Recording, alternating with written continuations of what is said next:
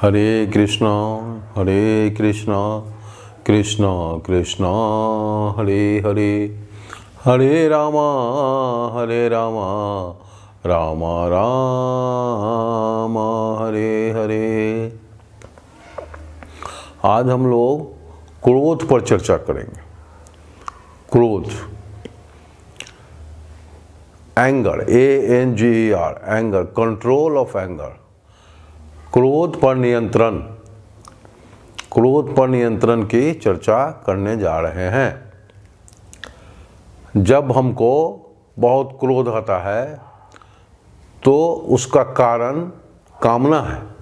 किसी न किसी कामना के पूरा नहीं होने से क्रोध आता है और मन में हम यह सोचते हैं कि कामना किसके कारण, किस व्यक्ति के कारण पूरा नहीं हुआ, तो उस व्यक्ति पर हमको गुस्सा आता है, क्रोध आता है और हम चाहते हैं, बहुत क्रोध आ रहा है तो हम चाहेंगे कि उस व्यक्ति को डैमेज करें किसी तरह। तो डैमेज करें तो अगर हम सात्विक विचार के हैं तो उसको जान से तो मारेंगे नहीं, तो गाली गलौज, अपशब्द, इसका इस्तेमाल करेंगे उसको क्षति पहुंचाने के लिए, उसके प्रतिष्ठा को क्षति पहुंचाने के लिए उसको हम डांट फटकार गाली गलौज करेंगे। तो इस क्रोध की जननी हो गई कामना। कामना के कारण ही हमको क्रोध आता है और क्रोध में हमारा बहुत तेज हो जाता है, पूरा मस्तिष्क तेज चलने लगता है और उस समय विवेक शून्य हो जाते हैं, बुद्धि काम नहीं करता है, बिल्कुल सुनसान। तो चाहिए क्या, जिस व्यक्ति पर क्रोध किया जा रहा है उसको क्या करना है, उसको विरोध नहीं करना है। बात का जवाब, जो सुन रहे हैं उसका जवाब देने से परहेज करना है, जवाब नहीं देना है, चुप हो जाना है और पूरी बुद्धि लगाकर सोचना है कि जड़ कहाँ है, क्यों बोल रहा है यह व्यक्ति, और अगर मौका मिले तो वहाँ से चुपचाप खिसक जाना है।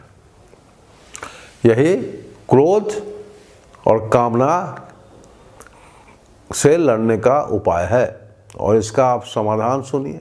समाधान क्या है? कामना होना ही नहीं चाहिए। कामना आप जितना कम से कम करें, नहीं करें तो अच्छी बात है, लेकिन मनुष्य है तो कुछ ना कुछ कामना है, तो कामना को कम करें, कम से कम काम होना चाहिए। और यह समझना चाहिए कि कर्ता माने करने वाला हम नहीं हैं, कोई व्यक्ति नहीं करता है, ये पूरा संसार 14 भुवन और तीनों लोक के मालिक एक हैं, वो श्री कृष्ण है, वो परमात्मा है, ईश्वरेश्वर है। तो उनके भ्रिकुटी के इशारे से संसार चलता है। तो हमारी कामना हो जाए, इसके चलते कोई पूर्ति नहीं होगा, कोई व्यक्ति पूर्ति नहीं कर सकता है। अगर वह व्यक्ति करता है इसका मतलब है कि भगवान की मर्जी है, और नहीं होता है तो इसका मतलब कि भगवान की मर्जी नहीं है। तो हमको किसी व्यक्ति पर गुस्सा नहीं आना चाहिए, क्रोध नहीं आना चाहिए। समाधान है कि वहाँ से चुपचाप चले जाएं और बाद में सोचें, क्योंकि क्रोध करने वाला आदमी विवेक शून्य होता है। अब है दूसरे तरह का क्रोध। दूसरा क्रोध यह है कि ईर्ष्या और द्वेष। क्रोध क्यों आता है? किसी के प्रति हम द्वेष, ईर्ष्या पाए हुए हैं, वह व्यक्ति ऐसा है, उसने हमको ऐसा गड़बड़ किया, उसने हमको धोखा दिया। तो उस ईर्ष्यावश क्या है कि हम हृदय से जलते रहते हैं, मेरे हृदय में जलन होते रहता है। और क्रोध तो क्रोध है, क्रोध में किसी को मार देने की इच्छा होती है।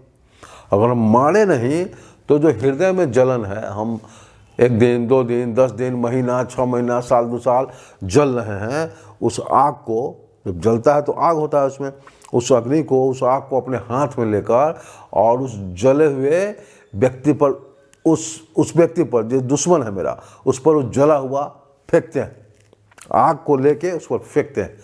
अब फेंकने का रूप रंग तरह तरह का है, गाली गलौज भी है, उसको बेइज्जत करना है, उसके पद प्रतिष्ठा को क्षति पहुंचाना है।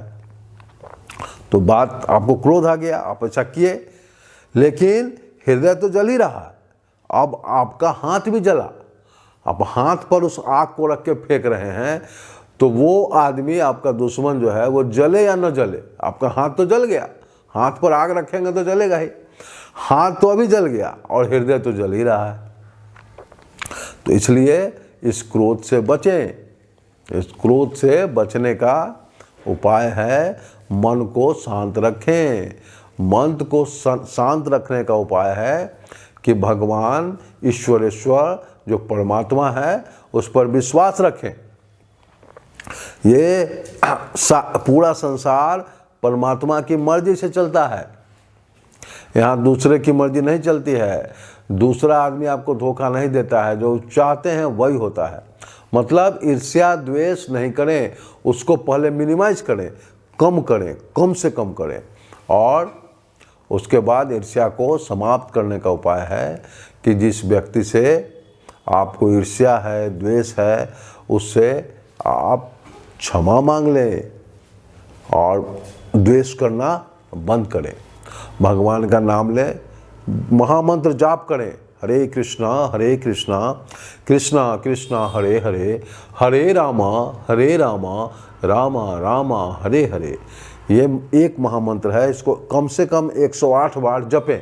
सुबह बिस्तर पर, सो के जगने के समय बिस्तर पर ही आप 108 बार करें, और रात में जब सोने जाएं तो सोने समय भी 108 बार इसका जाप करें। वैष्णव लोग तो 16 माला करते हैं, लेकिन आप कम से कम एक एक माला करें, और जब आपका मन प्रसन्न हो जाए, मन शांत हो जाए, तो आप 16 माला करें। मुंह से करें, करने में दिक्कत है, कुछ याद नहीं है, मुश्किल है, तो आप मोबाइल में, टीवी में इस महामंत्र को चला लें और उसको दोहराते रहें। इस प्रकार आप अपने मन को शांत कर सकते हैं। तो यह हुआ ईर्ष्या और द्वेष से बचने का उपाय। दूसरे से ईर्ष्या द्वेष नहीं करना चाहिए, उसकी गलती को याद नहीं रखना चाहिए, और कभी भी दूसरे को सुधारने का प्रयास नहीं करना चाहिए। सुधारने का प्रयास किस, अपने आप को सुधारने का प्रयास, और दोष खुद पढ़ लेना है कि गलती हो गई हमसे, आपसे नहीं हुई, हमसे गलती हुई, हम इसको सुधारेंगे, आप सही हैं, आप जाए। किसी की आप प्रशंसा करेंगे तो आपके प्रति उसका भाव विनम्र बोलेगा, ना हम ही गलती किए हैं, हम ही से हो गया। लेकिन जब आप झगड़ा करेंगे, आप ईर्ष्या करेंगे, क्रोध करके उसको गालियां देंगे, तो उल्टा हो जाता है। इसलिए हमेशा विनम्र भाव रहें, शांत रहें, महामंत्र जाप करें, और क्रोध, इस तरह के ईर्ष्या द्वेष और क्रोध करने से बचें। अब आगे बढ़िए।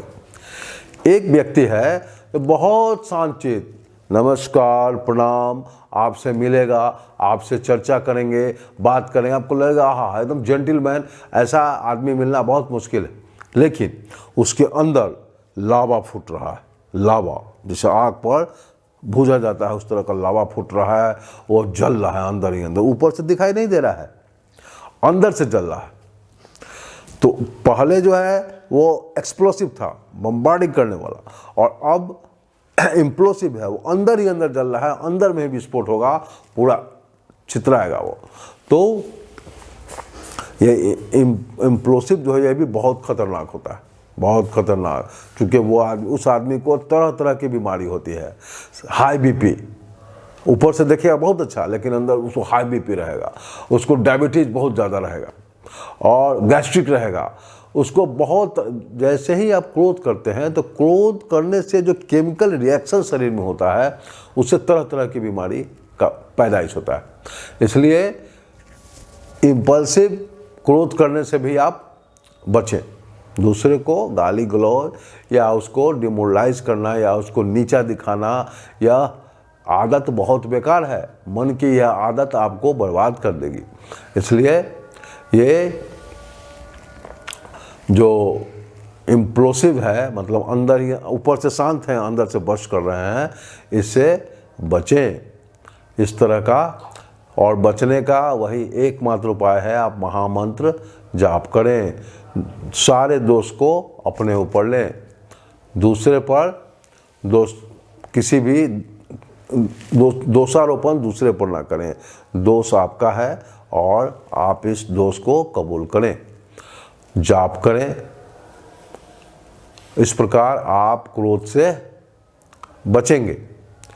यह क्रोध है, एक क्रोध है कंट्रोल, मतलब नियंत्रण करने का। किसी को भी आप नियंत्रित करना चाहते हैं, अपने आप को नियंत्रण में रखिए, बहुत अच्छी बात है। लेकिन कुछ व्यक्ति ऐसे होते हैं क्रोधी, जो सारे परिवार को, सारे समाज को, पूरे गांव को, मोहल्ला को, पूरे शहर को, नेता अभिनेता सबको कंट्रोल करना चाहते हैं, नियंत्रण में रखना चाहते हैं। मतलब उनका जो विचार है उसके मुताबिक नौकर नहीं काम कर रहा है, उसके मुताबिक पुत्र नहीं कर रहा है, उसके मुताबिक पत्नी काम नहीं कर रही है, माने मेरे मन के मुताबिक सारा चले, हमारे कंट्रोल में हो। यह संभव नहीं है। संसार है, यहाँ ईस्टमैन कलर है, सबका अलग अलग डिजाइन है, सब अपने ढंग से जिएगा। आपके ढंग से जो जिएगा, हाँ पिताजी, हाँ पापा जी, हाँ चाचा जी, यस सर, वो जो करेगा वो क्षणिक होता है, वो कुछ समय के लिए करेगा। जैसे ही आपके ग्रिप से वो निकला तो छूट के भाग जाएगा। इसलिए कंट्रोल करने की प्रवृत्ति नहीं होना चाहिए। कंट्रोल अपने पर कीजिए, दूसरे पर नियंत्रण मत कीजिए। तो इस क्रोध से आपको बचना होगा। नियंत्रण खुद का करें और महामंत्र जाप में लगे रहिए, मन शांत रहेगा, कहीं कोई तबाही नहीं है। और इसके अलावा है एक परफेक्शनिस्ट, परफेक्ट काम चाहिए आपको। एक व्यक्ति है जो हमेशा क्रोध में जलता रहता है। क्यों जलता रहता है? कि वो खुद परफेक्शनिस्ट हो या नहीं हो, पूरा दुनिया को परफेक्शन, पूरे परिवार समाज सबको चाहता है परफेक्ट हो, 100% परफेक्ट हो। वो अपने परफेक्ट नहीं है, अपने परफेक्ट भी है तो एक चीज में है, दूसरे में नहीं। यानी परफेक्शन का क्या मतलब है? सब्जेक्टली पास। जब हर सब्जेक्ट में पास आप हैं तो आप परफेक्शनिस्ट हैं। लेकिन वह भी आप दूसरे पर मत थोपिए। कोई पिता अगर परफेक्शनिस्ट है, सब कुछ सब में बैलेंस्ड है, तो उसका बेटा जरूरी नहीं है कि होगा, उसकी लड़की नहीं होगी, उसकी पत्नी नहीं होगी, तो सब पर थोपता है। अब घर की एक महिला है, वो घर साफ करती है, तो चाहेगी सब ऐसा ही साफ रखे। ये संभव नहीं है, सबका अलग अलग स्वभाव है, अपने ढंग से रखता है। और 100% परफेक्ट तो हो ही नहीं सकता। 100% परफेक्ट तो दुनिया में कोई नहीं है, सब में कुछ ना कुछ कमी है। तो हम अगर यह चाहेंगे कि सब परफेक्ट हो जाए, सब परफेक्ट रहे, 100% परफेक्ट, नॉट पर, तो यही क्रोध की जर्नी है। यह क्रोध को उकसाता है, तैयार करता है, और हम तरह तरह के बीमारी का शिकार हो जाते हैं। तो परफेक्शनिस्ट होने से बचें।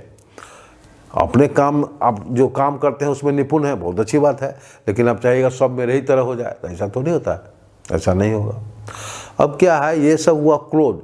क्रोध का मिसयूज हुआ इस ढंग से जो हम अभी आपको बताए। हम लोग क्रोध का मिसयूज करते हैं, लेकिन क्रोध भी अच्छी वस्तु है, क्रोध करना चाहिए, यूज होगा उसका। क्रोध का सही उपयोग होता है, उससे हमको लाभ मिलता है। जैसे क्रोध करना है, अब गीता पढ़िए, भागवत पढ़िए, उसमें क्या है? यदा यदा ही धर्मस्य, मतलब कि इस श्लोक का अर्थ है कि जब जब धर्म की हानि होती है तो भगवान कहते हैं तब तो हम यहाँ आते हैं। क्यों आते हैं? क्रोध में कहते हैं, गुस्सा में कहते हैं, दुष्टों का संहार करने के लिए आते हैं। तो क्रोध किए, लेकिन पॉजिटिव वे है, दुष्टों का संहार करने के लिए यूज कर रहे हैं, उसका मिसयूज नहीं कर रहे हैं। अब कोई विद्यार्थी है, उसको सोने में दिक्कत है, वो बहुत लेट नाइट सोता है, बाकी सारे मित्र उसके 9 बजे के आसपास हो जाते हैं, तो ऐसा ही चलता है। लेकिन उसको एक दिन गुस्सा आया, बहुत क्रोध आया कि नहीं ऐसा नहीं होगा, मैं भी सवेरे सोऊंगा क्योंकि सवेरे जगना है। तो उस दिन से वो सवेरे जगे। कोई बहुत बड़ा शराबी है और एक दिन उसको क्रोध आया, अपने आप पर क्रोध आया कि नहीं हम आज से शराब छोड़ देंगे, तो उसका यूज हो गया, उपयोग हुआ, उससे उसको लाभ मिला। इस तरह परफेक्शनिस्ट होने के बजाय हमको उसका यूज करना है क्रोध का। तो निश्चित रूप से अब लड़की के लिए लड़का खोजना है, अब चाहेंगे एकदम 100% परफेक्ट मिले, नहीं मिलेगा। तो इस प्रकार परफेक्शन, 100% परफेक्शन के फेर में नहीं रहना है।